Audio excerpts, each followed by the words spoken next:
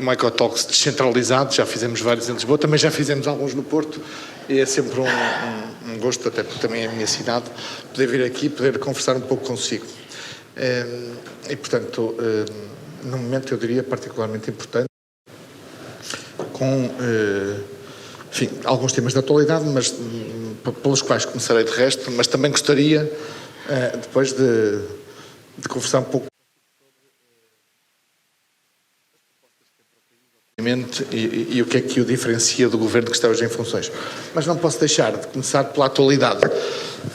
E pela atualidade, de facto, esta manhã, com novas declarações do Presidente da República. Sim. Sobre o famigerado Family Gate, dizendo que só é preciso, o Presidente da República dizendo, só é preciso fazer uma pequena alteração à lei para pôr em lei uma limitação à nomeação de familiares e outras pessoas do universo familiar de membros do Governo. Ainda não percebi se o Rui Rio e o PST estão ou não disponíveis para alterar a lei, para limitar a nomeação de familiares. Muito bem, bom dia. Aquilo que eu disse, digamos, pensando alto, não é? Pondo toda a gente a pensar comigo, ou tentando pôr toda a gente a pensar comigo, é que fazer uma lei eficaz para este efeito, em minha opinião, é praticamente impossível. Será possível fazer ajustamentos na lei que evitem algumas situações. Agora, fazer uma lei que cubra tudo é uma lei praticamente impossível, porque, repare, nós começávamos pelo Governo. Não podem indicar ou nomear membros da sua própria família. Parece-me pacífico. Isso pode ir para a lei. Mas a partir daí vamos começar. Também não pode haver nomeações cruzadas. E nomeações cruzadas para quê? Para chefes de gabinete, para adjuntos, para institutos públicos, para empresas públicas. E família até onde? O irmão, certo, a mulher, família direta. O sogro também, o pai também, o cunhado, o sobrinho, o tio, onde começa e onde é que acaba. A seguir, bom, e os presidentes de Câmara também não podem. E os vereadores também não podem. Mas o Presidente da Câmara pode nomear familiar de outro Presidente da Câmara? Pode ou não? Não sei. Ou no caso, Presidentes de Câmara será só os familiares diretos, quando for para noutra Câmara? Quer dizer, porque podem fazer cruzado também depois. E os vereadores cruzados, dentro do mesmo partido, ou digo-lhe eu, de partidos diferentes. Portanto, nós nunca vamos parar a dada altura, blindamos isto de tal maneira que as coisas não funcionam. Agora, mas deixe-me fazer uma provocação. Parece António Costa no Parlamento. Isto é, afinal, se é tão difícil... mas é que há aqui uma diferença, O que eu estou a dizer é, justamente, isto é um problema ético, não é um problema legal, por isso é muito difícil legislar. Por exemplo, há normas de conduta na nossa vida, normalmente, que têm acolhimento no direito e coisas que não podem ter acolhimento no direito. Nós não devemos roubar, nós não devemos matar, tem acolhimento no direito. Agora, sim, eticamente não devemos ser ingratos, devemos ser gratos, todos nós, no nosso comportamento cívico. Quer meter no Código Penal que apanha 3 anos de cadeia quem é ingrato. Isto há coisas que não são diferentes, não é? Pois, sim, mas eu quero dizer, há coisas que não são transpostas transponíveis para o direito, não são transponíveis para a lei, exatamente. Portanto, olharmos isto é um problema ético, não, aliás, estava-me a perguntar o Primeiro-Ministro. O Primeiro-Ministro diz, o problema não é meu, é um problema legal, como a lei não proíbe eu nomeio, logo mudem lá a lei para eu não poder nomear. Não é preciso haver uma lei para ele não nomear aquilo que entende que não deve nomear, ele ou o governo dele. Portanto, estamos aqui a dizer coisas completamente diferentes, não é? Portanto, nós podemos, sintetizando, podemos fazer algum ajustamento à lei. Imagina, está disponível para fazer ajustamentos à lei? Eu estou disponível para todas as propostas e mais algumas, porque pode haver alguém que tenha uma ideia brilhante que eu não estou a ter e que resolva o problema. Eu não sei bem como. Agora, fazer um ajustamento à lei, por exemplo, dizer que de familiares diretos seguramente não. Podemos eventualmente dizer assim, bom, e há todo aquele que é nomeado, e o que nomeia, mas particularmente o que é nomeado, tem de dizer que tem de fazer um registro qualquer, tem de dizer, atenção, sim, que eu sou o primo, não sei de quem. Deve ser o caminho, uma transparência. Apenas uma declaração a priori. Evidentemente. Assim. Isso é o que eu estou a dizer. Alguns ajustamentos podem eventualmente fazer-se. Agora, nós procurarmos resolver por via da lei um problema que é eminentemente ético, não me parece possível. Percebe a insistência do Presidente da República em passar para a lei ou fazer ajustamentos ao Código de Processo Administrativo, procedimento administrativo que o Presidente referiu? Eu acho, vamos lá ver, repito, se houver uma boa ideia que diga assim, faz isto desta forma e desta, e resolve-se praticamente o assunto, eu não estou a ver, eu estou a ver pequenos ajustamentos, pôr na lei, não pode nomear familiares diretos.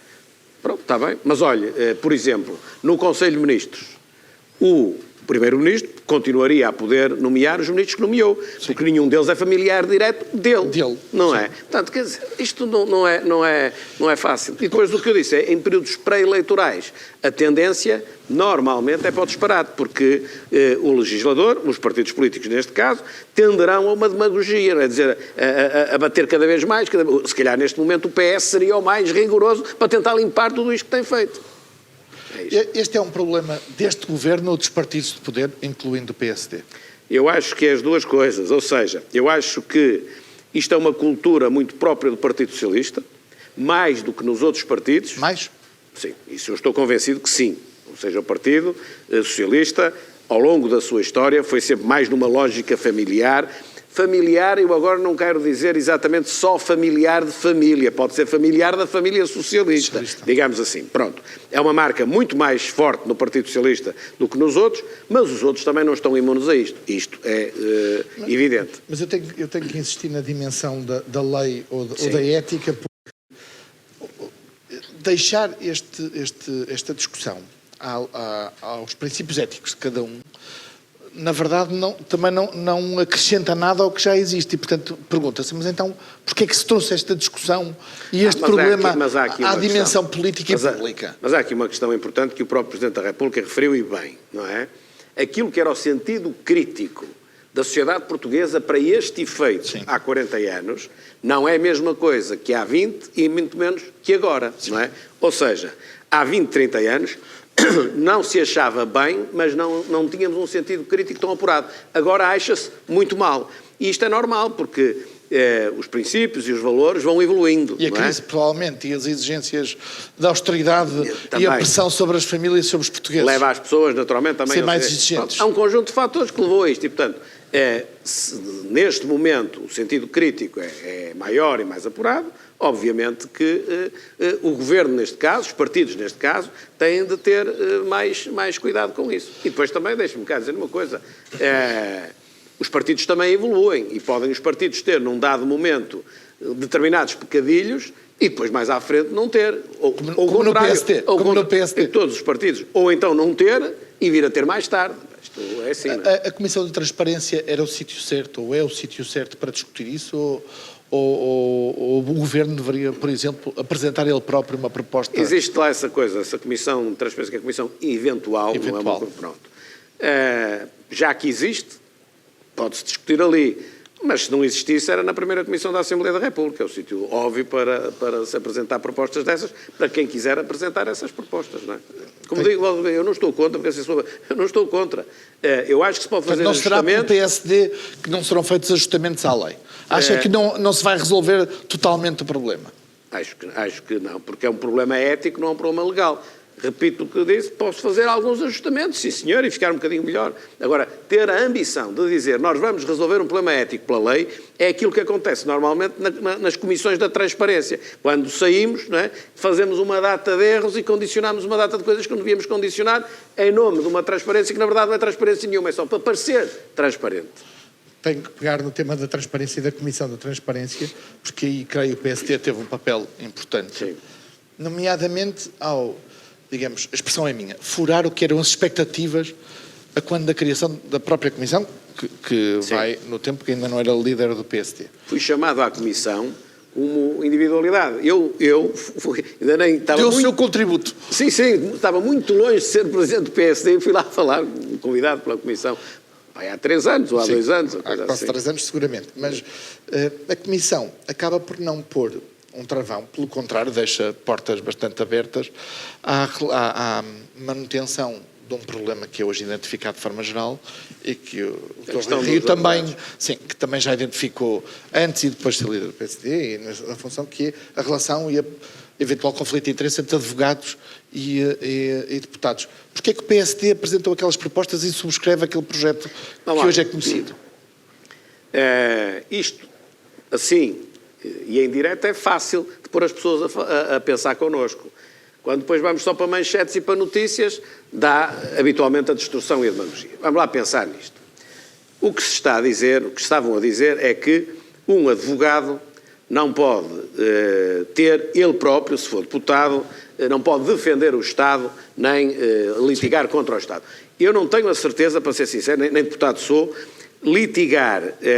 não pode litigar contra o Estado, porque, enfim, ele é funcionário do Estado e vai litigar contra o patrão, digamos assim.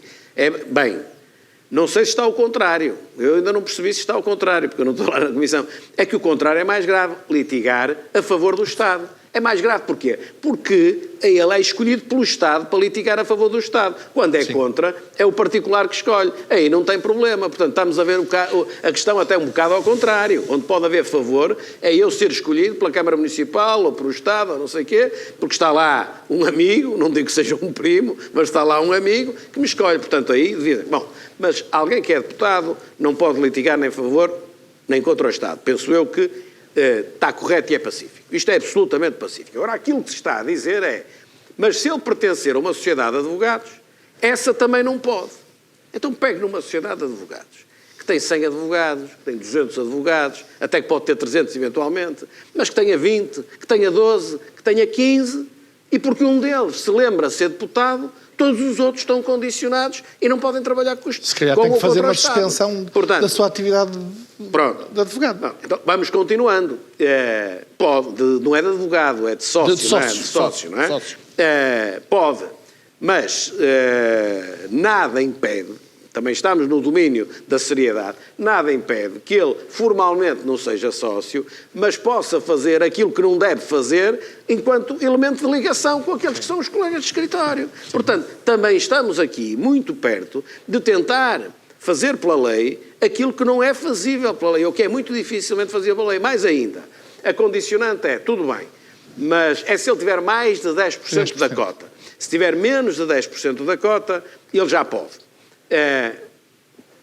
Ao fazermos assim, que eu penso que é a própria proposta do PSD que vem de trás, está lá. Mas ao fazermos assim é preciso ter consciência disto. Estamos a prejudicar o grosso dos advogados, particularmente fora de Lisboa e Porto, ou particularmente até fora de Lisboa, o grosso dos advogados, que têm sociedades com 4 ou 5, e que, portanto, facilmente têm 20%, 25%. Não estamos a prejudicar os grandes escritórios, onde ter mais de 10% é muito difícil. Está a ver? Estamos a proteger os grandes escritórios e a dificultar a vida a quem tem 20%, ou 25%, ou 30%, ou 15%, que é a maioria. Às vezes tem 50%, ele e outro. Está a ver? Portanto, falado assim, nós conseguimos trazer as pessoas para o problema e pôr as pessoas a pensar connosco e ver que isto não é simples.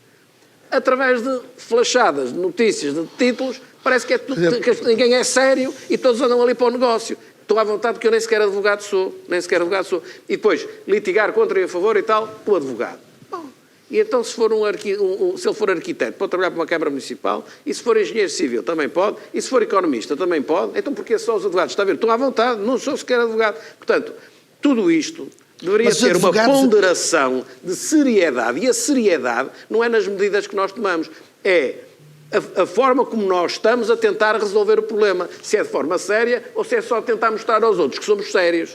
Aqui não se resolve nada a mostrar aos outros que somos sérios. Resolve-se mostrando efetivamente se conseguirmos soluções eficazes. Sendo que isto tem um limite e o limite é tal ética. Ou seja, a partir daí podem vir 20 leis que quem não é sério dá a volta à lei com todas as facilidades. Não, isso com Temos que ter cuidado com isto. Isso com certeza. Mas o caso dos advogados citou outros casos de arquitetos, engenheiros, economistas, de facto, os advogados têm aqui uma posição particular, porque a Assembleia da República legisla, sim, os advogados, enfim, pela força da sua Mas os advogados função. Estão proibidos, isso aí é pacífico, toda a gente está de acordo. Não estamos a questão que se está a colocar não é no advogado deputado, esse não pode, e bem, sim. É uma pouca vergonha, não é? Mas não pode contra, pode a favor. Sim. E é que eu acho que nem a favor devia poder, porque a favor é que é o problema, porque é escolhido pelo Governo ou pela Câmara Municipal, ou isto, atenção, não é? Atenção.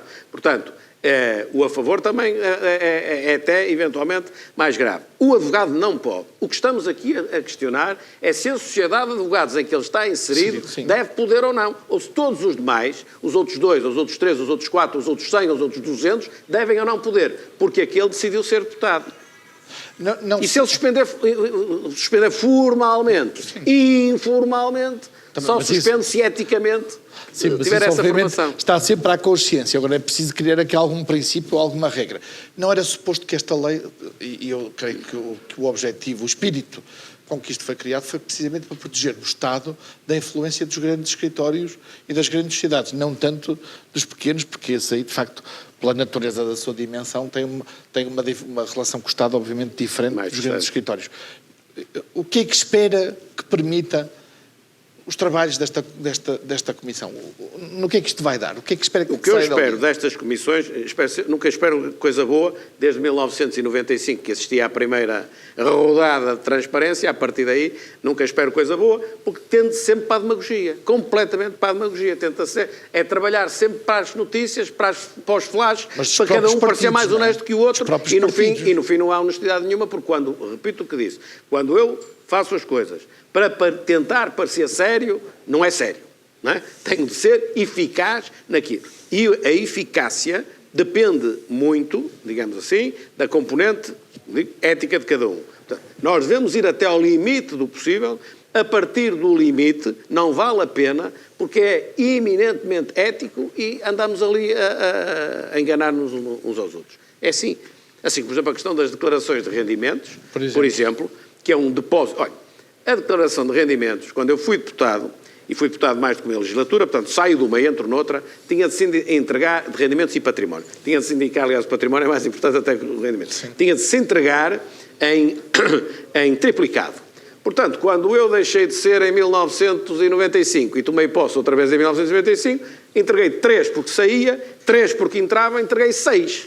Bom, para quê? Bastava entregar uma, como é evidente. Sim. Bom, mas aquilo era para mostrar uma eficácia de todo tamanho. Mas depois, pegava-se naquilo, aquilo era ainda hoje, penso eu que é assim, é depositado no Tribunal Constitucional e só serve para vender jornais, não serve para mais nada, que é quando o jornalista se lembra, vai lá e publica a relação de bens. Serve para o escrutínio, serve para escrutínio feito pelos jornalistas. Só serve para os jornalistas venderem jornais, os jornais que se dedicam a essa coisa, porque depois aquilo está lá depositado. Os 3 que eu entreguei à saída, para confrontar com os 3 que eu tinha entregue à entrada, que isto é que é importante, não era feito nem é feito.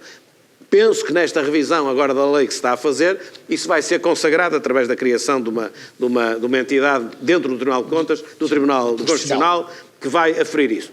Isso vai ser bem, só que não serve para nada, ou aquilo é ferido, comparar quando saio e quando entro, bom, e depois se calhar ver com alguma atenção, porque eu posso dizer que tenho 10 e tenho 20, não é? Quer dizer, é preciso, e aí é crime. Sim, e aí é crime. Não é só um problema ético, é um problema de crime. Vou manter-me nas comissões antes de passarmos à economia propriamente dita e às empresas. Temos aqui empresários e gestores. Seguramente também querem ouvir a sua opinião sobre as suas propostas, mas estamos no Parlamento. Há uma comissão. Eu gostava de fazer 2 perguntas. Uma sobre a comissão à Caixa Geral de Depósitos, sobre a comissão dos COMEC, das rendas de energia. Já passaram 2 semanas do início desta terceira comissão da Caixa Geral de Depósitos. Já retirou alguma conclusão? Nomeadamente que não soubesse sobre o que se passou na Caixa Geral de Depósitos. Acho que retirámos todos uma conclusão tremenda, é que se a nossa opinião sobre o desempenho do Banco de Portugal, particularmente do atual governador e do anterior governador, se a nossa opinião era má, penso que fica um pouco pior ainda. Depois das prestações dos dois. Dos dois, quer do Dr. Vítor Constâncio, quer do Dr. Carlos Costa. Sendo que o Dr. Vítor Constâncio, enfim, cometeu diversos erros, como se diz, depois até foi premiado para ir para o número 2 do Banco Central Europeu, mas enfim, ainda estávamos muito pouco sensibilizados todos nós para a possibilidade disto acontecer. Agora, depois dos mandatos do Dr. Vítor Constâncio, enfim, torna-se mais grave, não é? Torna-se mais grave haver erros de supervisão. Com muitas faltas de memória dos dois, mas depois, na semana seguinte... Mais entendível no que está lá atrás, com certeza, vamos ser... Por tempo. Com o tempo, isso também é verdade, não é? Mas com o revisor oficial de contas a dizer basicamente que informou toda a gente em devido tempo do que se passava. Como é que isto é possível? Como é que os governos sabiam, recebiam relatórios trimestrais com os devedores, com os riscos, os grandes riscos, e chegamos à necessidade de pôr 4 mil milhões de euros de dinheiro público na Caixa e com o relatório e com a análise detalhada do perfil de créditos que foram dados ao longo de anos? É difícil a resposta, porque o que é que se pode dizer a uma coisa dessas? Quer dizer, é incompetência e irresponsabilidade por parte daqueles que recebem os alertas e não fazem nada. Não fazem ao primeiro alerta, enfim, mas depois não fazem ao segundo, ao terceiro, ao quarto. Mas depois também é preciso ver uma coisa, isto não é só o que está ali em causa, nem é tanto o perfil, a forma como se concedia o crédito, é mais a forma como se concedeu determinados créditos a determinadas pessoas. Eu penso que são 40 e poucos créditos, dão 1,2, 1,3 mil milhões de imparidades, não é? Portanto, e depois alguns cruzados com o Banco Espírito Santo. Portanto, mais do que a forma como se estava a trabalhar e a conceder crédito, é as relações que havia, muito estreitas, demasiado estreitas, e para lá daquilo que é profissional, entre alguns credores, digamos, devedores, e a Caixa Geral de Depósitos, e o Novo Banco, e o BES, mas aqui, neste caso, a Caixa Geral de Depósitos. E, portanto, António Costa, o que é tão óbvio, quer dizer, que eu nem tenho nenhuma resposta extraordinária para isto, tenho a resposta que dará o senso comum em toda a gente, quer dizer, E o que é que se deve... E esse escritório de coisa, que eu conheço, por exemplo, de revisores sociais de contas, Oliveira Rego, é um excelente escritório, é do melhor que há em Portugal, portanto... bem escolhido. Não é por falta de competência. Aliás, fez os devidos... Esse caso não é seguramente. Estamos a falar de Caixa. A Caixa Geral de Depósitos está a desempenhar bem o seu papel hoje no financiamento à economia? Eu sou favorável a que a Caixa Geral de Depósitos mantenha sempre uma notória maioria pública no capital. Maioria ou exclusiva? Não, a exclusividade poderá não ser. A exclusividade, os 100%... Admito que a Caixa pode ter... 60%. Público e... Admito.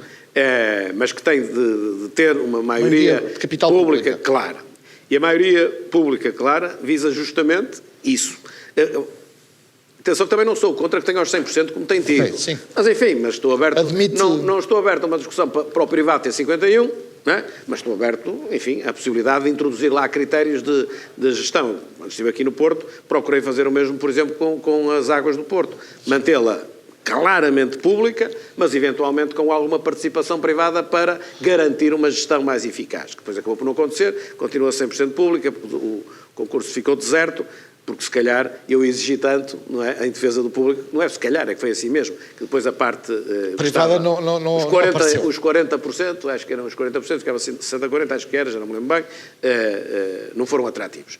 Portanto, no caso da Caixa, assim acho, justamente para que haja um instrumento de política económica, e neste caso de financiamento à economia, que o Governo tem na sua mão, através da Assembleia Geral, que é ele, para poder ir reequilibrando aquilo que os outros bancos não estarão a fazer, porque não têm essa obrigação. Não é? Tem essa lógica de funcionamento, desde que lhes seja rentável, caso contrário não. Portanto, eu isso sempre tive essa ideia. Mas a Caixa hoje está a fazer esse papel, isto é, recordo-me no governo PSD-CDS, fez-se, aliás, historicamente, anteriormente também já se tinha feito, declarações sobre a exposição da Caixa às empresas, às pequenas e médias empresas, e o que se vai vendo, depois na prática, é que a Caixa continua a ser um banco de retalho, provavelmente pouco vocacionado, com pouco perfil para o financiamento à economia, às empresas, e depois, na verdade, com pouco complemento ou alternativa ao que os privados já oferecem no mercado, nomeadamente estamos a falar às empresas. Bom, eu não lhe sei fazer a avaliação, por exemplo, desta administração da Caixa, não estão lá há muito tempo, como eu não tenho olhado para os indicadores, não sei, não é? Sim. Agora, admito que a atual administração da Caixa possa agora ter um bocado de medo e estar a reger-se por critérios eminentemente de rentabilidade, justamente para fazer jus à capitalização que teve e ao reequilíbrio do banco. E às exigências de Bruxelas. Também é compreensível, o que também é compreensível. Agora, a sua função terá de ser naturalmente, essa é a lógica de uma caixa de maioria pública ou totalmente pública, é a de apoio justamente às pequenas e médias empresas, que é o fundamental do tecido empresarial português. No passado, viu que se meteram, Sim, que deu. foi no que deu. Falámos disso agora. Vamos à segunda comissão, que é a Comissão Parlamentar de Inquérito às Rendas Excessivas. Já há uma proposta de relatório, provavelmente ainda não terá lido, é deste fim de semana. Tenho notícia dela. Mas basicamente conclui que os sucessivos governos, por decisão política, beneficiaram os produtores, e em particular a EDP, certo, por um lado para reequilibrar a EDP quando era pública, financeiramente, certo, e depois para vender melhor e convencer os privados a comprarem a própria empresa. Agora, é justo pedir à EDP para ressarcir, nomeadamente todos nós, os consumidores, os que são clientes da EDP, pelas tarifas cobradas à conta também, não só, mas também destas rendas ou destes apoios à produção? Vamos lá ver. Relativamente ao relatório, que eu não conheço, mas já tenho notícia dele, eu penso que o relatório, vamos ver, mas a ideia que eu tenho é que é um relatório eminentemente político. O relator é um deputado do Bloco de Esquerda e, portanto, cuidou de distribuir o mal pelas aldeias, tirando naturalmente para um lado o Bloco de Esquerda, o que era fácil porque também não tinha estado na esfera do poder. E, portanto, procura lavar um pouco o tempo do Partido Socialista e particularmente do Ministro Manuel Pinho e tentar responsabilizar também lá atrás o PSD. Só que é preciso ver que uma coisa é aquilo que foi feito lá atrás, no tempo em que o engenheiro Mira Amaral, por exemplo, era Ministro da Indústria, a lógica é uma, a intensidade também era outra,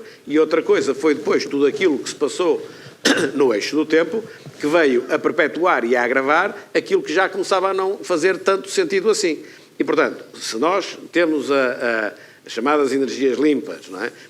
E temos no início, para que possa haver investimento e que se possa conseguir que o país tenha uma produção de energia mais limpa e que haja essas compensações e esses apoios, com certeza, acho que faz sentido.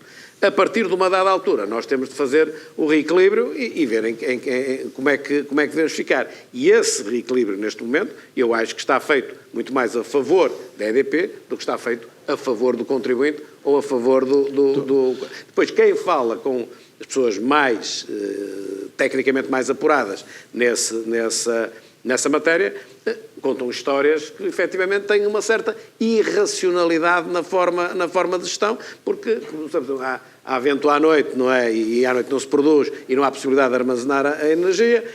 Quando de dia não há vento, tem de se começar a pôr em funcionamento as formas tradicionais de produção de energia, e isso acarreta um custo fixo brutal, que é o que está depois em causa para termos de subsidiar a produção da energia limpa. E, portanto, agora, as taxas de rentabilidade implícitas nessas rendas, eu acho que são um exagero, não é? Portanto, mas como é que se convenceram privados a investir na EDP com essas taxas e agora se diz a esses privados, porque, vocês estão enganados ou agora pensavam que investiam numa empresa com uma rentabilidade X e afinal vão ter que ficar com uma empresa com uma rentabilidade Y? Que nem sei como é que neste momento está, mas eu não sei se este governo continuou a fazer mais e a permitir mais a instalação daquelas torres, não é? Torres eólicas, eólicas, não é? Ou se entretanto travou, porque já vi notícias que travou e já vi notícias que ia... Vêm novos concursos, mas também com um perfil de subsidiação bastante diferente daquilo que foi feito no passado, não é? Pronto, aí temos de olhar para isso, mas aquilo que me alertaram em tempos é que havia essa tendência, mas entanto trocou de secretário de Estado. Sim. Este é mais à esquerda, mas se calhar aqui tornou-se já mais à direita, não faço. Aparentemente, pelo menos disponível, e disse-o publicamente, para, desde logo, cumprir contratos e negociar com a EDP, isto é, não impor unilateralmente novas obrigações, nomeadamente em relação ao passado, mas para negociar em relação ao futuro. É esse o espírito do que tem dito, pelo menos publicamente. Vamos ver o que é que vai fazer. De maneira que, agora perdi-me, sobre a justiça ou não de investidores que entraram há 4, 5, 6 anos, sendo agora confrontados com perdas e com revisões de contratos passadas quando lhes foram vendidas outras histórias, Pois. não é? Em Espanha, como sabe, o governo espanhol foi a tribunal e ganhou. Sim. Aqui quem estiver no governo tem de saber medir o risco de tomar uma medida dessas, ir a tribunal, ganhar ou perder. Mas para si há aqui um reequilíbrio que é necessário encontrar No futuro, é para o evidente, futuro. claro, aí não tem discussão nenhuma. O problema difícil não é para o futuro. Sim. O problema difícil é como é que nós modelamos e moderamos aquilo que são as taxas de rendibilidade implícitas nas rendas que vêm de trás. De trás. O que é que um foi tribunal diz? Vamos Em ver. Espanha foi favorável. Qual foi o principal mérito? Vamos à macroeconomia, Sim. que é um tema que também lhe é muito caro, obviamente. Qual foi o principal mérito de Mário Centeno?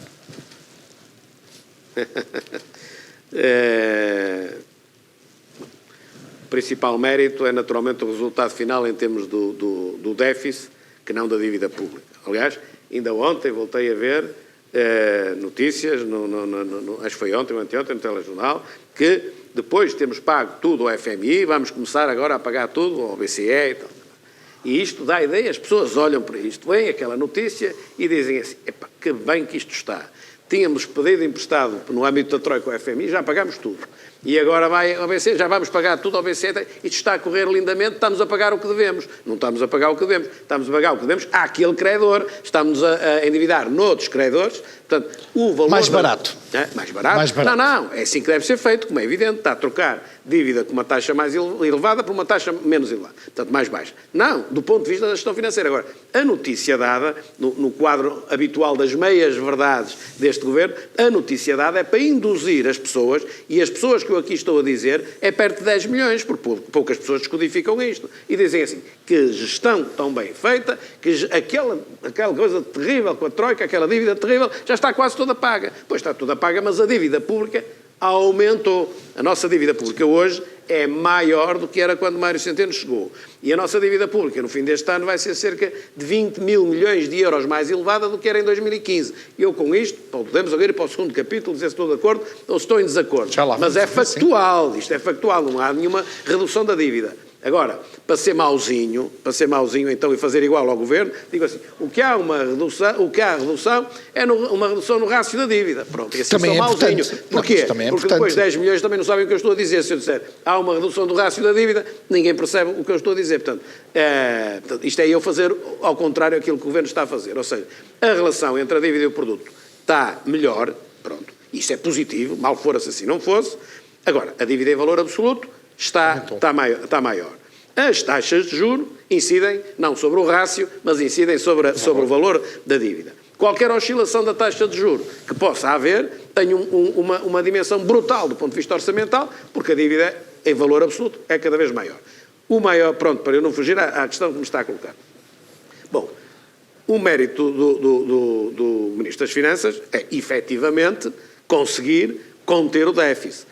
Podia conter melhor, seguramente, podia conter mais, seguramente, era mais do meu gosto, ou então, se não Era mais do seu gosto conter mais ou conter melhor? Era mais do meu gosto conter mais e conter melhor, ou então conter melhor sim, o conter mais, se não fosse mais, que fosse pelo menos para investimento ou para apoio a investimento e não da forma redistributiva que tem feito segundo as reivindicações do Bloco de Esquerda, do PC e do próprio Partido Socialista, como é evidente. Portanto, não fica nada para o futuro em termos de tornar a economia portuguesa mais robusta e mais competitiva, fica para o futuro, efetivamente, um abrandamento do crescimento da dívida.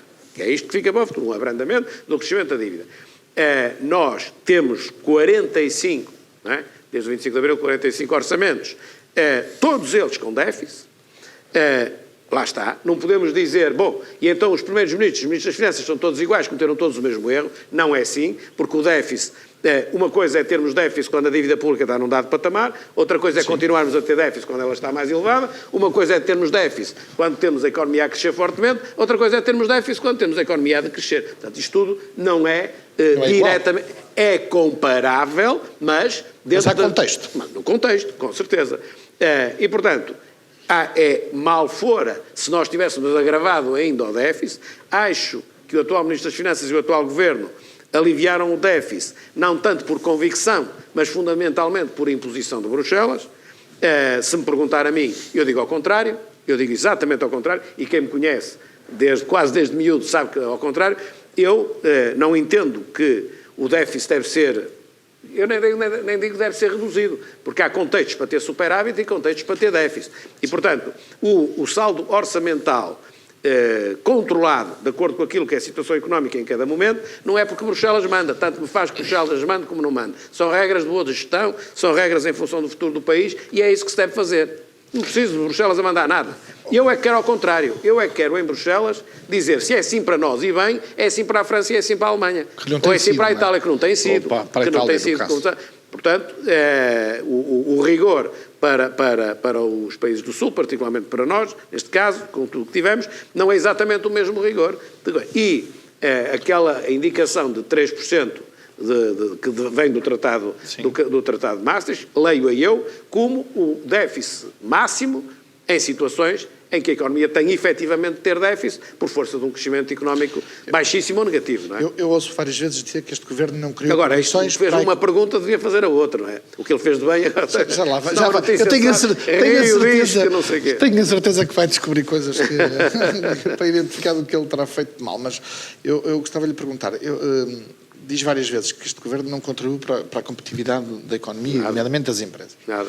Mas não é a melhor condição para as empresas que o Estado seja credível, seja reconhecida, a sua política económica e financeira seja reconhecida, ao ponto de termos hoje taxas de juros praticamente idênticas às da Espanha? Sim, mas não é uma condição absolutamente essencial para que as empresas saibam o que é que têm que fazer? Se quiser cumprir pelos mínimos, é isso. Cumprir pelos mínimos dos mínimos é ter um ambiente macroeconómico que não perturba as empresas. Isso é cumprir pelos mínimos. A partir daí é o que tivemos no passado.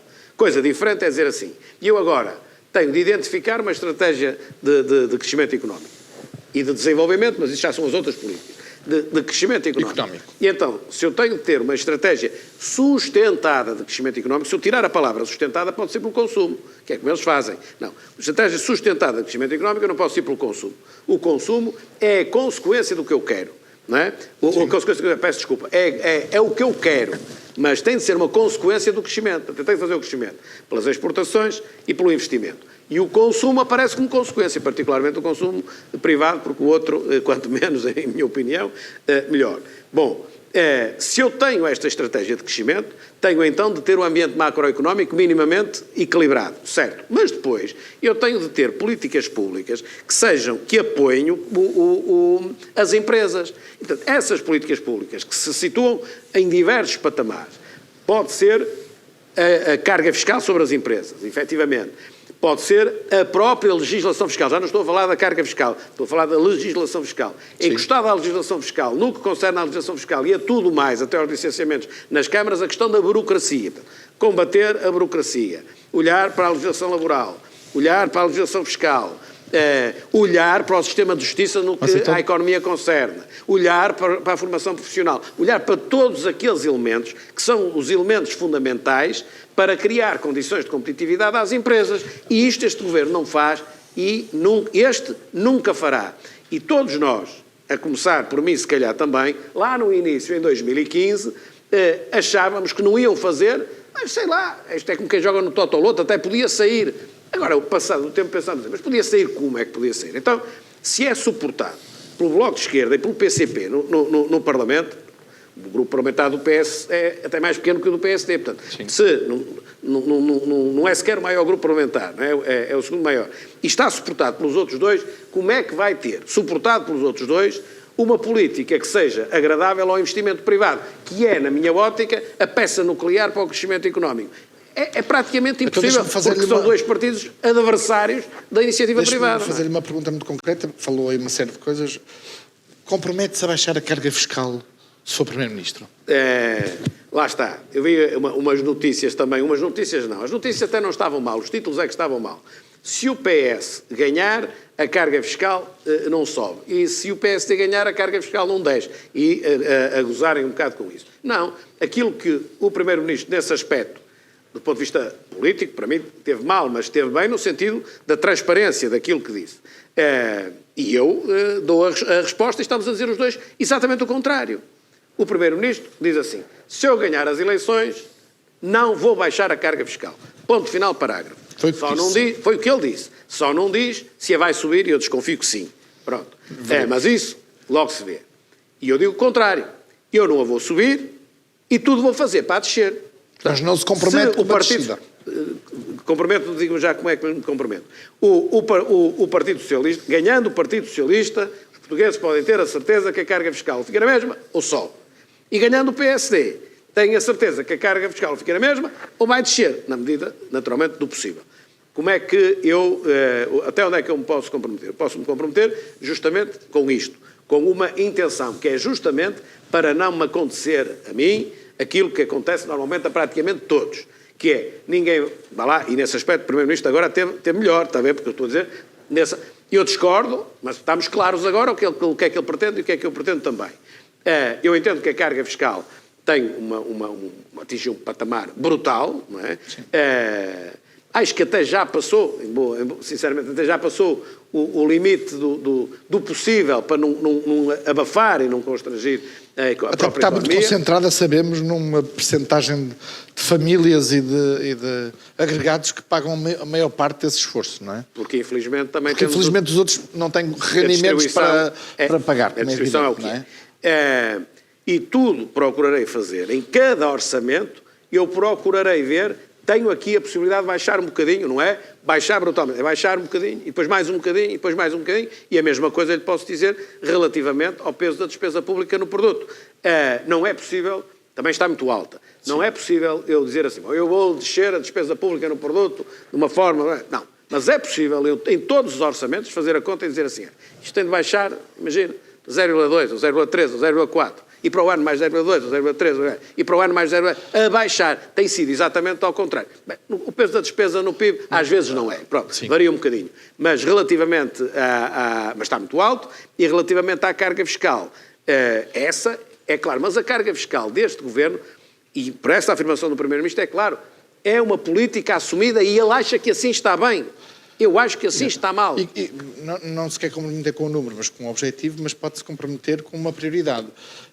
Para descer a carga fiscal, vai ser necessário, obviamente, descer impostos, porque senão vai manter ou mantê-los na mesma e o produto crescer. E o produto crescer suficientemente para o fazer. Mas quais são as prioridades? Deve-se olhar, até tendo em conta o que acabou de dizer.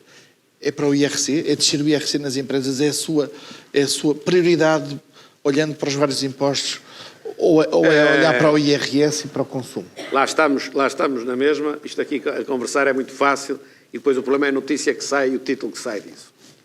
Vamos tentar fazer o título suficientemente comprido para ser... O eco. Agora o resto é mais complicado. Vamos lá ver uma coisa.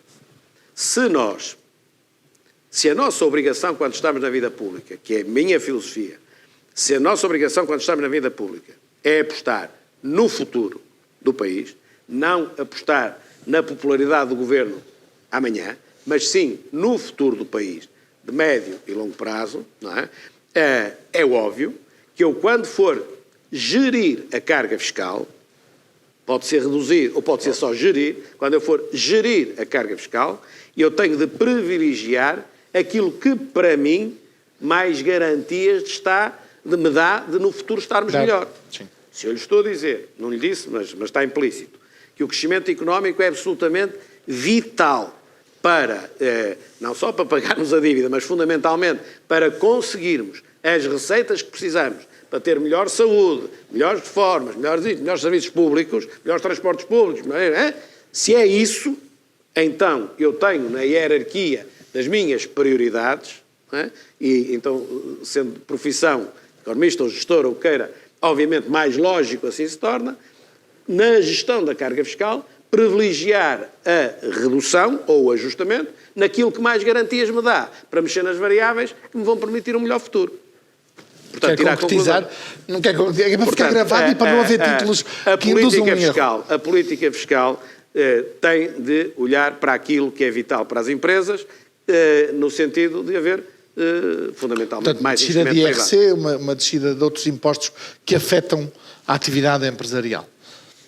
Eu então tenho que lhe perguntar se... Em nome do futuro, em nome da minha popularidade Hoje estava-lhe a dar aqui uma resposta que o IRS é aquilo que tem de baixar necessariamente. E imediatamente.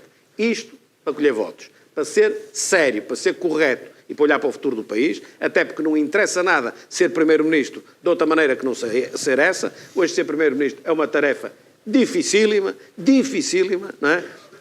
Então, alguém, não é, que chega a esta fase da vida, propõe ser Primeiro-Ministro, é tão difícil, e depois não vai lá por aquilo que acredita, vai lá só para se continuar a manter Primeiro-Ministro. Manter Primeiro-Ministro não serve para nada. Serve eu ser Primeiro-Ministro e fazer alguma coisa pelo país. Fazer alguma coisa pelo país. Olhar para o futuro não é olhar para amanhã imediatamente. Olhar para o futuro. Obriga-me a dizer isso e a correr o risco da manchete ser altamente impopular. Mas é verdade. Mas sinceramente é isso. E popular ou impopular, também nos dirá então que concorda com a reversão do IVA na restauração, que foi descido no consumo e que, de resto, vou citar já a seguir noutra circunstância, mas o seu porta-voz... Pode dizer já as 3 ou 4 seguidas, que a resposta é igual para todas. O seu porta-voz, Joaquim Sarmento, apresentou que é num livro de finanças públicas, que compromete a ele, mas que, obviamente, também queremos saber se o Presidente do PSD também subscreve ou não essa medida, mas que defende, no fundo, essa reversão da medida do IVA para 23%. Vale 600 e tal milhões de euros. Sim. Bom, o professor Joaquim Sarmento é, como sabe, até porque ele é colunista no seu jornal, é um académico notável e é um técnico notável, particularmente nesta área. Sim. E, portanto, aquilo que eu pretendo no Conselho Estratégico Nacional do PSD é ter muitos Joaquim Sarmentos em todas as áreas. Pronto. Tenho alguns Joaquim Sarmentos, mas não é fácil, porque Joaquim Sarmento é um técnico muito qualificado, ainda nem 40 anos tem 30 e tal anos, portanto não é fácil, é mesmo aquilo que é preciso. Pessoas relativamente novas, não é? Mas com capacidade e com experiência. Eu aqui tenho conflito de interesses, não pode... Por ter contratado Joaquim Sarmento para ser meu Primeiro-Ministro. Não, e contratou bem, porque efetivamente é alguém excepcionalmente bem preparado. E, portanto, na sua liberdade de pensamento, na sua liberdade académica, e técnica, ele escreve um livro, e bem, e diz aquilo que ele pensa, e bem, mal fora, se lhe era coartada a liberdade de pensamento e de expressão pelo simples facto de ter um lugar institucional na esfera do PSD. E, portanto, eu fui à apresentação do livro, já vi o livro à volta do Azul e agora já vi uma parte do livro a ler mesmo. Portanto, primeiro vi o livro, antes da apresentação, passei os olhos no livro, e agora até estou mesmo a ler o livro. É o livro que eu estou a ler quando deito à noite agora, então, é esse. Mas já o tinha visto, assim, transversalmente ainda. Tinha olhado para ele, e agora estou mesmo... E, portanto, todas as medidas que ele lá possa pôr merecem-me respeito e vão merecer a reflexão do PSD. Quer essa, quer as 40 para as 35 horas, quer a outra... mais fora da caixa, porque essas duas estava assim, vai andar para trás ou vai manter. A outra é completamente então, mas, antes de irmos às outras, que diz mais fora da caixa, nestas duas, entende que devemos voltar a... Nessas duas, estão em cima da mesa, na altura de fazer o programa do PSD, que está a ser construído, já está a ser construído, mas... de uma fase, digamos, ainda com muita produção, não é? Porque isto depois não pode ter nos setores todos, depois tem de afunilar e ter uma síntese. E, portanto, na altura da apresentação do programa do PSD, que há de ser uma coisa que se calhar vai acontecer em julho, julho, mais julho talvez, porque depois as eleições são 6 de outubro, agosto é agosto, setembro está muito em cima, portanto não há assim uma margem muito maior do que ser junho, julho. Antes das listas de deputados, depois das listas de deputados, olha, depois temos de ver. Em tese até devia ser antes, porque os deputados têm de se comprometer, mas pronto. Vamos ver o que é que... Qual é a data já agora, uma parte dos deputados de apresentação e de formalização? Eu penso, o secretário-geral, não sei se ele já viu isso quando mas ele falou-me, em 6 de agosto, que eu fixei que é dia dos meus anos, acho que é a data limite. Parece-me que ele me disse essa data. E eu fixei por isso. E, portanto, isso está em cima. Tudo aquilo que pessoas como Joaquim Sarmento e todos os coordenadores e porta-vozes do Conselho Estratégico Nacional aos mais diversos níveis fazem, estão em cima da mesa. Todas estão em cima da mesa. E depois iremos selecionar e ver num equilíbrio técnico ou político se vão para o programa ou não. Portanto, essa sua pergunta terá uma resposta concreta em julho. Não, em julho, mas eu para tirar a minha conclusão da sua abordagem económica... Só dizer uma coisa, também já vi, peço desculpa, também já vi, assim, o professor Joaquim Sarmento propõe outra vez o IVA da restauração para 23%. Isto, são 600 e tal milhões e não sei o quê, olha ele a dizer que não aumenta a carga fiscal e já está... Não, se isso viesse a acontecer era para baixar outras. Quer dizer, mas não é assim tão primário. Tirando eu a conclusão da sua abordagem, da sua avaliação, será provavelmente, pergunto-lhe se é legítimo tirar esta conclusão, será provavelmente uma das medidas em que pode de facto gerir carga fiscal, impostos para beneficiar outras áreas, não é? É verdade. É verdade. E as 40 para 35 horas também é verdade. Também é verdade. Isso é verdade. Agora, por exemplo, eu ouço os profissionais da restauração, e não estou agora a dizer, enfim, ao nível das pessoas que lá trabalham, mas tenho um colega de curso que é dessa área, que até era dos bons alunos do meu curso, que faz ali uma argumentação e prova-me quase que a receita fiscal até aumenta. Temos de olhar e ver o que é que dizem os técnicos e as contas que são feitas e aquelas em que acreditamos mais, porque também, se isso for verdade, ou se isso fosse verdade, então também era Se isso fosse verdade, não havia uma subsidiação como se demonstra no orçamento. Tudo não bem. É? Cada um puxa a brasa à sua sardinha, mas podem puxar bem ou podem puxar mal, e neste caso puxa bem e merece também ser atendido. Já agora, porque é uma proposta de facto fora da caixa, o regresso de um pagamento mínimo para todas as empresas. De facto, há empresas que não pagam nada, têm sucessivos prejuízos. É razoável ele diz pedir isso, um mas esforço... também diz para o IRS, não é? Sim, e para o IRS também, mas para quem entrega a declaração de IRS. Há muita gente que não entrega e que já está fora porque não tem de facto rendimentos. Mas no caso das empresas, é razoável que haja um pagamento mínimo de todas as empresas ou não? Isso no fundo não é é um princípio político, mais do que uma questão de... Isso é um imposto de porta aberta, no fundo, não é sequer IRC, isso é um imposto de porta aberta. Eu, relativamente ao sistema fiscal, por acaso, o professor Cavaco Silva disse isso na apresentação do livro do professor Joaquim Sarmento, mas é algo que a mim também já me vinha fazer confusão na cabeça, que é, nós tínhamos um sistema fiscal que era uma confusão, isto, por exemplo, quando eu comecei a trabalhar, quando eu saí da faculdade e comecei a trabalhar, o sistema fiscal era uma confusão sem lógica absolutamente nenhuma, com impostos por tudo quanto era lado, e nós tivemos uma reforma fiscal que introduziu o IVA, e depois o IRC, o IRS, e depois também nos impostos municipais. E transformou o sistema fiscal, pondo muito mais claro e muito mais justo.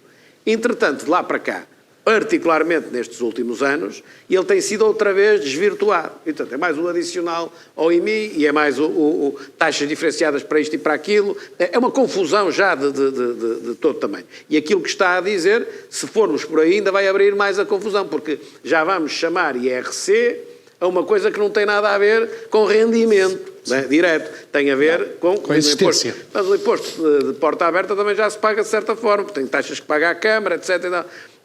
Eu acho, é uma tarefa de todo o tamanho, não é? Uma tarefa de todo o tamanho. Não há muitos miguéis cadilhos aptos para se meter uma tarefa gigantesca como esta, que ainda é mais complexa hoje do que era há 30 anos atrás. Mas eu acho que nós temos de olhar para o sistema fiscal português e simplificá-lo ao máximo. A burocracia, por exemplo, ligada à apresentação do modelo do IRC, portanto, e do cálculo do próprio IRC, é uma coisa do outro mundo, não é? E já pouco ou nada, não quero exagerar, mas já pouco tem a ver com o rendimento real que as empresas têm, com as tributações autónomas, com isto. Portanto, o caminho acha que deve ser o outro, mais simplificar do que criar novas... Isso claramente, disso não tenho dúvidas. Agora, pergunta que fica no ar, com a questão que me coloca é, mas como é que a gente põe a pagar aqueles que alguma coisa devem pagar, mas está a falar nisso é de IRC, porque eles alguma coisa pagam, não é? Sim. Eu acho que temos de olhar para o sistema fiscal e repito outra vez, simplificá-lo. Nunca será de uma reforma tão profunda quanto aquela que foi feita há 30 anos, porque a introdução do IVA... Só por si... Substituir o IT, que era o imposto de transações, pelo IVA, o imposto profissional pelo IRS, a contribuição industrial pelo IRC, tudo isso que se alterou, não é uma tarefa tão gigantesca como foi nessa altura, mas a simplificação, o adicional ao IMI, quer dizer, isto tem de ter alguns limites, não é? Porque há casos de adicional ao IMI. pagar um imposto sobre o património, pelo facto de o termos, por exemplo, no caso do imobiliário, por ocuparmos um espaço público, está bem? Agora, o adicional já pressupõe, de certa forma, que sai dali uma rendibilidade que pode não sair. Portanto, já uma coisa é o imposto sobre o património, outra coisa é sobre o rendimento, não é? Quer dizer, e se nós misturamos isto tudo com o adicional e o IMI, de certa forma mistura isto. Depois não tem lógica nenhuma, não é? E depois torna difícil a reversão, não é? E depois torna difícil a reversão, não é? Então não, cada vez mais difícil. E depois o adicional ao IMI é uma coisa que eu ainda não percebi. Mas isso, como é que isso é constitucional? Eu ainda não percebi. Porque o IMI é um imposto municipal. E o adicional reverte para o Estado Central, não reverte para as câmaras. Mas pacificamente a coisa... Vamos entrar aqui no nosso último bloco de conversa, penúltimo, o último mais curto, mas o penúltimo, sobre política, diria partidária, mas política pública e social. Já definiu qual é a posição do PSD na Lei de Bases da Saúde, ou não? Sim. Primeiro, a Lei de Bases da Saúde vale o que vale. Ou seja, o Sistema Nacional, o Serviço Nacional de Saúde está mal. Não quero fazer a demagogia de dizer que em 2014 e 2015 não havia problemas nenhuns e que veio este governo e criou o caos. Não. Sempre teve problemas, também os tinha em 2015. A questão que se deve colocar é, e de 2015 até hoje, melhorou ou piorou? Piorou. Mas este governo piorou. Pronto. Não estabeleceu o caos no sentido que estava tudo bem, agora está tudo mal. Contratou mais gente, piorou. não é? Mas contratou mais gente. Pior ainda. Quando o governo vem dizer isto é mentira o que dizem, não há falha de pessoal, nós contratamos mais enfermeiros e mais médicos e mais... Pior, então contratou mais gente e os serviços estão piores, então aqui é que a produtividade está uma desgraça, não é? De certa forma, é um argumento em que o tiro sai pela culatra, não sai pela parte da frente da arma com que se dispara. Mas o Serviço Nacional de Saúde tem problemas. Com este governo agravou e muito, que tem a ver também com a política de contenção do Mário Centeno para chegar, ou do Ministro das Finanças, para chegar ao déficit que vai pretendendo atingir. E o que é que o Governo faz? Pega na Lei de Bases e diz assim, vamos mudar a Lei de Bases, para dar a aparência perante a sociedade que estão a fazer alguma coisa. Mas a Lei de Bases, não é? Para efeitos daquilo que incomoda as pessoas no dia-a-dia, não tem nada a ver. A Lei de Bases, como o nome indica, é apenas uma Lei de Bases. E, portanto, não terá nenhuma consequência direta no imediato naquilo que é o Serviço Nacional de Saúde e na prestação de cuidados às pessoas. Tem a ver, em termos estratégicos, no que Sim. pode ser no futuro. E na sinalização do caminho. Não é? E para mim, que ainda não percebi, deve ser um favor qualquer que o PS está a fazer ao Bloco de Esquerda, para o Bloco de Esquerda parecer que tem poder e que está a influenciar imenso, não é? Mas vamos ver o que é que dali vai sair, porque para mim não é possível fazer grandes alterações à Lei de Bases da Saúde. Grandes alterações à Lei de Bases da Saúde era assim, numa perspectiva socialista, comunista, digamos assim, dir-se-ia desta forma, os privados e o setor social estão proibidos de estar no quadro, podem trabalhar, mas não estão... no quadro do Serviço Nacional de Saúde. Que esse tem de ser público e só público. Isto não é possível. Eu acho que isto não é possível. Não é fazível sequer. Então, no setor social, era um problema. Na perspectiva liberal, não é? Ultraliberal, era o contrário. Tiramos o Estado que não sabe fazer nada, não é? O Estado assume a responsabilidade, mas tem de concessionar para aqueles que sabem fazer. E também na sua perspectiva. É do meio que é... Mas essa não é a perspectiva, não é a posição mais confortável, quer dizer... nem estou num lado, nem estou no outro, aqui no meio, assim não chateio ninguém. Não sei se é confortável, mas não, porque assim, não me está a ver a dizer o Estado completamente fora disto tudo. Não me está a ver a dizer. E não me está a ver a dizer exatamente o contrário. Tudo só no Estado. Isto, em nenhum setor, há setores em que podia dizer isso, mas neste caso é absolutamente impossível. O que eu entendo, o que está aqui em causa é, digamos assim, o nível de intervenção dos privados se é complementar ou se pode ser concorrencial. Exatamente. O que é que defende? Pode ser concorrencial o setor privado? Isso vai ser ajustado, penso eu, e vai. Essa palavra cria baralha os pensamentos. Qual delas? O complementar ou o concorrencial? O concorrencial. Cria ruído e, portanto, vamos ter de nos explicar de melhor forma agora no debate na especialidade. Eu acho que é complementar, sendo que nós hoje temos 4, por exemplo, unidades de saúde públicas geridas por privados. Eu acho que isso é importante. E até é importante poder ter mais algumas. Agora, não é ter tudo concessionado a privados, mas ter mais alguma coisa concessionada a privados. É muito importante nós compararmos os indicadores de gestão do hospital público para o hospital público, porque é que o Hospital de São João tem indicadores muitíssimo melhores que o Hospital de Santa Maria, quando são dois hospitais relativamente equivalentes. Sim. Tem de se olhar para isso e obrigar aquele que tem piores indicadores a caminhar no sentido dos indicadores do outro, sendo que não...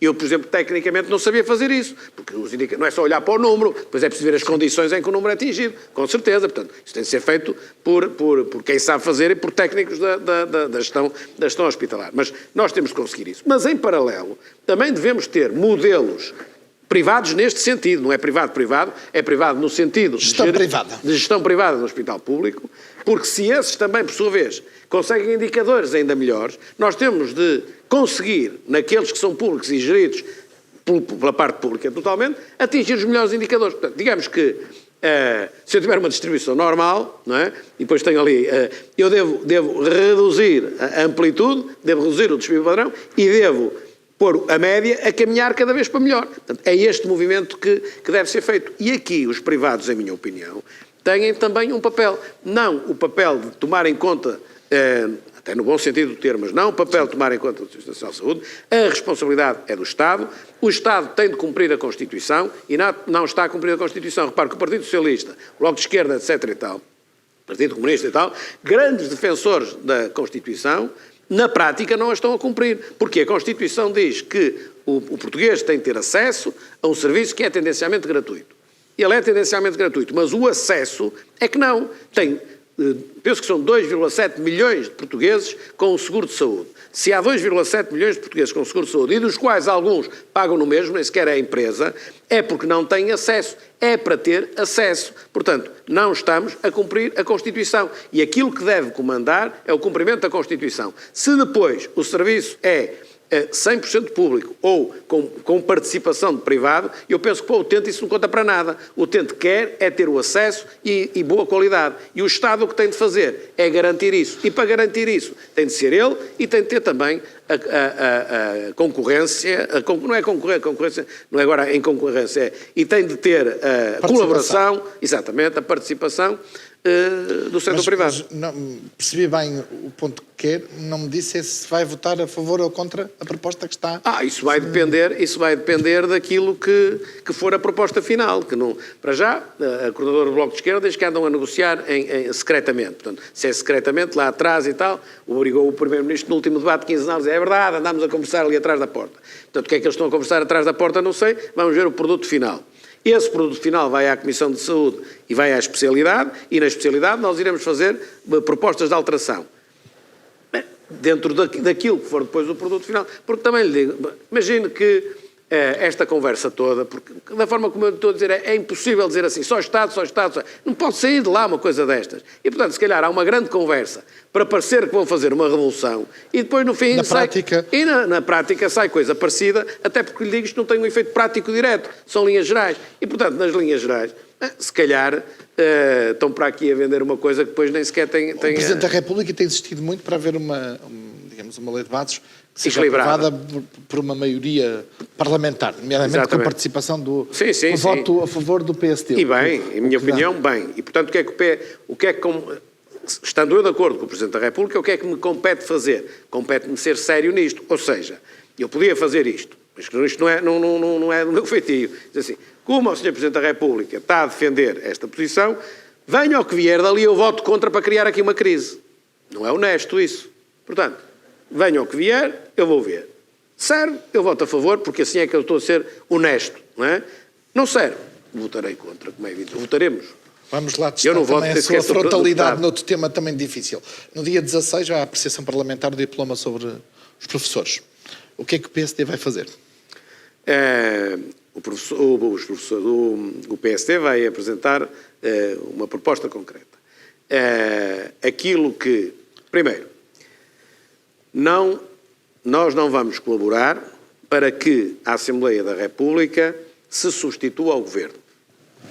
E isto é muito importante, isto não é uma frase assim, isto é muito importante, porque quando não há maioria absoluta, a probabilidade de se gerarem coligações negativas, no sentido de isolar o Governo e obrigar o Governo a fazer algo da sua competência, mas obrigado pela Assembleia da República, desvirtua completamente a governação. Eu já fui governante, não na Administração Central, não é? E sei o que é chegar a uma Assembleia, municipal neste caso, tenho um dado caminho, uma dada coerência, sei o que estou a fazer e por aspectos populistas só para atrapalhar o caminho, venho à Assembleia e tenta. E a Assembleia, uma Assembleia Municipal não tem a força de uma Assembleia da República. Portanto, nós não vamos colaborar nisso. Quer dizer, não vamos pôr a Assembleia da República quase a gerir obrigar o o orçamento. Governo a gastar o que não quer gastar ou a fazer opções orçamentais que não tem, ou que, enfim, acho que não. Até porque já nem era este Governo.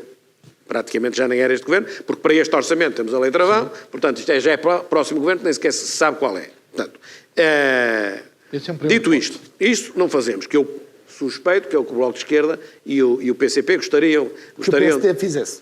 E que eles próprios gostariam de fazer. Agora, dito isto, nós temos a obrigação de apresentar uma linha de rumo. Então, bom, se estivessem lá, o que faziam? Eu não posso dizer se estivesse lá o que fazia linha a linha, ponto a ponto, porque, por exemplo, houve os sindicatos, e os sindicatos dizem uma medida, para tudo já, dar os 9 anos já, tudo direitinho, custa 200 e tal milhões. E o Ministro das Finanças e o Primeiro-Ministro dizem que custa 600 e tal milhões. Olha, a diferença é enorme, eu não sei se é 200 ou 600. Agora, o que eu sei é o seguinte, 2 anos já contaram, faltam os 7 anos. Para contar os 7 anos, que eu entendo que efetivamente devem ser tidos em conta... Esse é um ponto, devem ser pagos de alguma maneira? Devem ser tidos em conta, pagos, entre aspas, devem ser tidos em conta. O que é que eu quero dizer com isto? Tem de se equilibrar os fatores entre reconhecer, eventualmente, desses 7 anos, mais 1, ou mais 2, ou mais 3, com pagamento imediato ou faseado no tempo, e deve-se também, e eu acho que isso é absolutamente vital, olhar para a questão das reformas. Nós temos um corpo docente muito envelhecido, não é? Já viu o que é alguém com 60 e poucos anos estar a dar aulas aos miúdos quando eles estão no 7º, 8º, 9º ano, que é uma coisa dramática, quando estão com 13, 14, 15 anos. Se isto é difícil para quem tem 30 anos, imagine como não será para quem tem 60, 60 e tal. O corpo está envelhecido. Por outro lado, infelizmente, que é um grave problema do país, a natalidade está muito abaixo daquilo que devia ser, nós temos menos crianças. Portanto, se na contemplação dos 7 anos que faltam, entrar com a questão da idade da reforma, pode dizer assim... Uma antecipação da idade da reforma.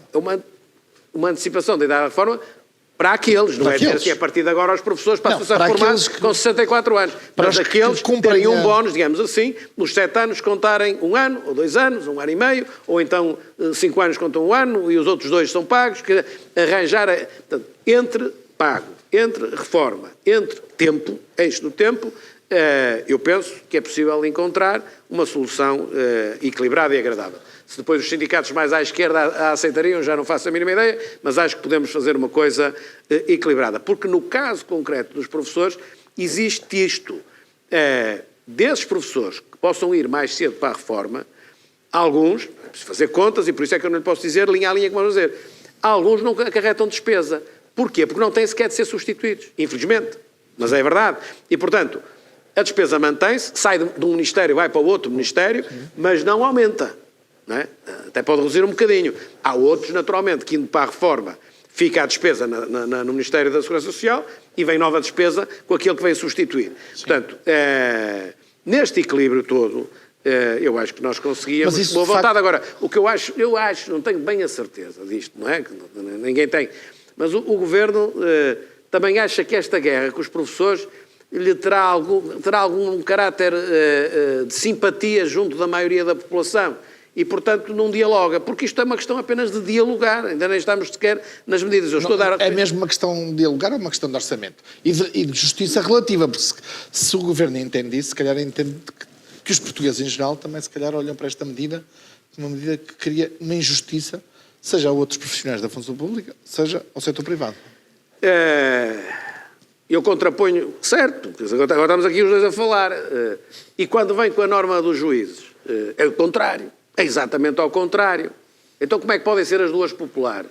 Eu nem percebi ainda, mas isso já é lá do ponto de vista tático deles, eles é que sabem. Agora, eu acho que nós vamos ter de olhar para as carreiras todas é como o sistema fiscal, olhar para as carreiras todas. O governo já está a olhar. O GT disse-me que eram mais de 80 carreiras especiais. Portanto, nós temos noção daquelas que se falam mais, muitas outras, e nós temos de tratar, de olhar para essas carreiras e tratá-las não com igualdade, como é lógico, mas com equidade. Tratar diferente aquilo que é diferente. O que é que distingue as forças de segurança dos juízes, o que é que distingue as forças armadas das próprias forças de segurança e dos professores, o que é que distingue os enfermeiros dos médicos, se é que há alguma coisa distingue. Bom, e depois, porque é que uns progridem em 9 anos, porque outros progridem em 3 anos, porque outros progridem em 4 anos, tudo isto tem que ter uma lógica, não é? Tudo isto tem que ter uma lógica. E eu acho que é como a questão do sistema fiscal. Altera aqui, altera acolá, altera assim, tal, e a dada altura é uma confusão que ninguém se entende e puxa por uma coisa e vem tudo agarrado e é uma confusão. Vamos ter de olhar como um todo para as carreiras e tratá-las com equidade. É justo que os juízes ganhem mais que o Primeiro-Ministro? Eu não sei se é justo ou se não é justo. Agora, há uma coisa que para mim é claro. Não é lógico, não faz sentido. Não faz sentido. Isso é uma matéria que eu acho que sempre achei que ou no Presidente da República ou no Primeiro-Ministro, simpatizo mais com a questão do Primeiro-Ministro, mas podia ser no Presidente da República, estará o limite daquilo que pode ser pago no quadro de funções públicas. E, portanto, discordo porque, olha bem, não há coragem para pagar salários correspondentes àquilo que é a responsabilidade do Primeiro-Ministro ou do Ministro. Não é? Mas porquê que não propõe? Já que o Presidente da República e o Presidente da Assembleia da República, que são os dois de cima, são vencimentos simbólicos. E eu percebo que assim tenha de ser, não é? Faz sentido. Já no quadro do Primeiro-Ministro não é simbólico, é uma retribuição normal. Pronto. Não há essa coragem. E como não há essa coragem, depois fura-se o teto e põe-se o país de patas para o ar. Põe-se o país de pernas para o ar. Mas vai ter coragem de apresentar uma proposta que reveja o salário a partir do Primeiro-Ministro para esta administração ou não? Eu acho que aí, antes de haver coragem, tem de haver bom senso da parte de todos. Havendo bom senso, para um dia o país mexer. Primeiro, se um dia mexer isso, eu acho que vai ter de mexer para a frente e não para si próprio. Vai ter de ser sempre uma medida que vai dizer, a partir das próximas eleições, ou seja, já não é para mim, vai ter de sempre assim. E vai ter de ter um consenso nacional alargado. Não é consenso nacional de toda a gente, é um consenso nacional alargado no sentido de os partidos políticos e a sociedade, digamos, as elites da sociedade, que percebem isto, não é? Defenderem esse aspecto. Eu já vi situações de pessoas que não podiam ir para o governo, não tinham dinheiro para ir para o governo, não é? Ou então tinham de baixar imenso. Imagina se tiver 3 ou 4 ou 5 filhos, é pesado, e dizer assim, pronto, sim senhor, vão todos para a escola pública, estão todos, para o pai poder ser ministro, por exemplo. Isto não faz grande sentido, não é? Pronto, mas é o que muitas vezes é aquilo que temos. Para mexermos nisso, como digo, tem de ter consenso e há de ser sempre, se alguma vez se mexer, para o futuro. Agora, a coragem que eu tenho é para, em nome daquilo que acredito, e tentar travar esta questão, como digo, de pôr a sociedade de pernas para o ar, é que se no exercício de funções públicas diretas na administração pública, o Primeiro-Ministro tem um vencimento X, os outros vencimentos têm de estar para baixo. Isso para mim Vamos então ao nosso último bloco. Isso não rompe no juiz e porque é que não rompe no médico? E, por exemplo, estivemos a falar nos professores. Eu não veja isto como eu ter uma varinha de condão que de repente resolve isto. Mas, por exemplo, os juízes tinham um subsídio de deslocação, ou seja, se o juiz é do Porto e está deslocado em Vila Real, tinha um subsídio por estar deslocado em Vila Real, que penso que vem do tempo em que o professor Oliveira Salazar tinha uma residência, deixaram de ter a residência, passaram a ter o subsídio. Pronto. Agora, mantém o subsídio mesmo que não tenham deslocado. Não é? E mantém o subsídio, mesmo que estejam reformados. Portanto, se você for juiz e estiver reformado e está em sua casa, tem um subsídio de deslocação.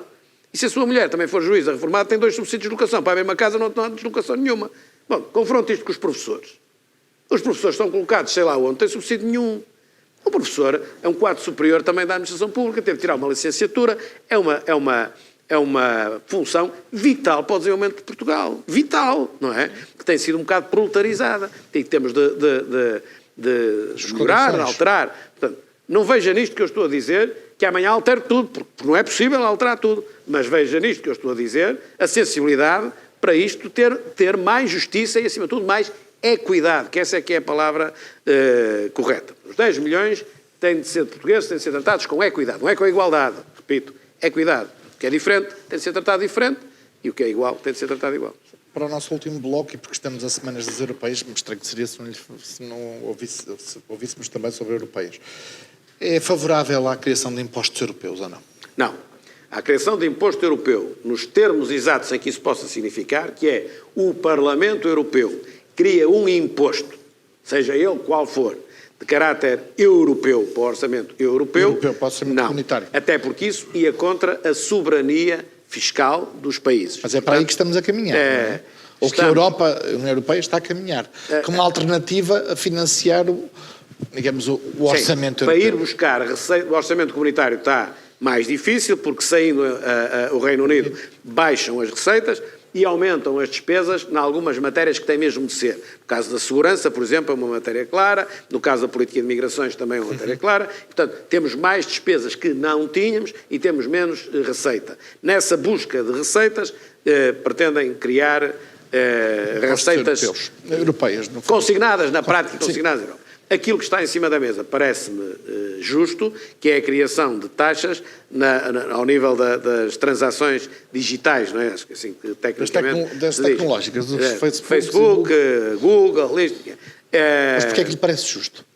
Porquê é que lhe parece justo? Parece-me justo porque são gigantes da economia que tenham uma tributação muito abaixo daquilo que não têm os gigantes e têm níveis de rendibilidade brutais, não é? Portanto, parece-me que, tendo de ir buscar receitas comunitárias, ou nós aumentamos a contribuição dos Estados que vem do sistema fiscal de cada um dos Estados, ou nós fazemos isso, como já temos feito, em vez de aumentarmos isso, vamos buscar receita em espaços onde aparentemente é justo ir buscar. Mas isso ouço e parece que estou a ouvir o PS ou até o Bloco ou o PCP que é fácil de classificar estes gigantes que criam valor de outra forma e que estão na Europa, podem ir para outros sítios, porque também são gigantes suficientemente relevantes para poder fazer os seus negócios noutros países e dizer estes são os tipos fáceis a quem podemos tributar para resolver um problema, não é? Não, mas também tem níveis de rendibilidade elevadíssimos. Agora o Bloco de Esquerda e o PCP também dizem empresas com mais de 30 milhões de lucro pagam mais impostos. A lógica é a mesma, como tem muita rendibilidade, vamos lá buscar dinheiro. Mas nesse caso os 30 milhões não é empresas com mais de 30 milhões. 30 milhões há de andar perto daquilo que ganha o CEO dessas empresas. Não, por ano. Não vamos nem tanto, mas claro, nem tanto. Mas não vamos confundir as coisas. Uma coisa é considerar 30 milhões ou 35, até acho que é 35, não é? É 35, não é? 35, sim. Acho que é 35. É o Bloco de Esquerda considerar uma grande empresa que vende 35 milhões, outra coisa é eu não estar de acordo, não sei o que é que diz o Bloco de Esquerda, a dizer realmente coisa parecida, ao nível comunitário buscar essas receitas e com isso reforçarmos até o orçamento comunitário que... É bom fazê-lo com contenção, mas que se calhar... Mas precisa ser reforçado. No seu entendimento, precisa de ser reforçado o orçamento comunitário? Exato. Precisa de ser reforçado. Ele hoje corresponde a 1, tantos por cento. 1,2. 1,2. E eu acho que sim. Tem de ter algum reforço. Até, primeiro, para poder ter uma coisa que não tem e que eu acho que era importante, algum contributo, por exemplo, nos chamados estabilizadores automáticos. Ou seja, quando há choques assimétricos e um país está em crise, em contraciclo, com o grosso do espaço comunitário, eu penso que seria justo e correto que uma parte dos subsídios de desemprego, uma parte do déficit decorrente de mais subsídios de desemprego e menos taxa social única, pudesse ser solidariamente assumido pela União Europeia. Por exemplo, para questões deste género, para a questão dos fundos estruturais, visando aquilo que não se tem conseguido em nada da medida, mas para todos os efeitos a aproximação de todos os países à média comunitária em termos de PIB per capita, para todas essas situações eu penso que o orçamento comunitário tem de ser um bocadinho mais elevado. Agora, com muito cuidado, porque nós também já sabemos para onde as coisas vão, passinho a passinho, que isto é o que dizem os alemães, não é? E com alguma razão, mas quando estamos em 1, pouco, também passinho a passinho, a dada altura atinge um patamar. E a União Europeia deve caminhar ou não para um Estado federalista?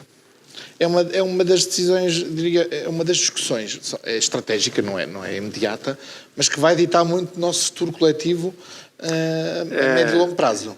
Eu digo assim, numa resposta para amanhã, eu diria que não. Agora, numa resposta para vamos refletir e vamos ver o caminho que deve seguir.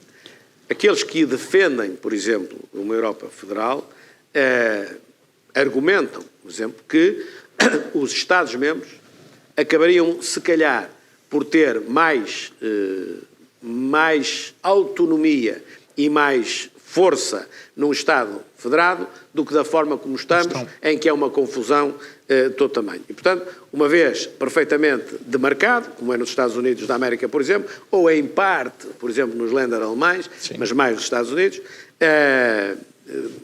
confesso que aqui não sei enquadrar completamente no Brasil, por exemplo, como é que é, mas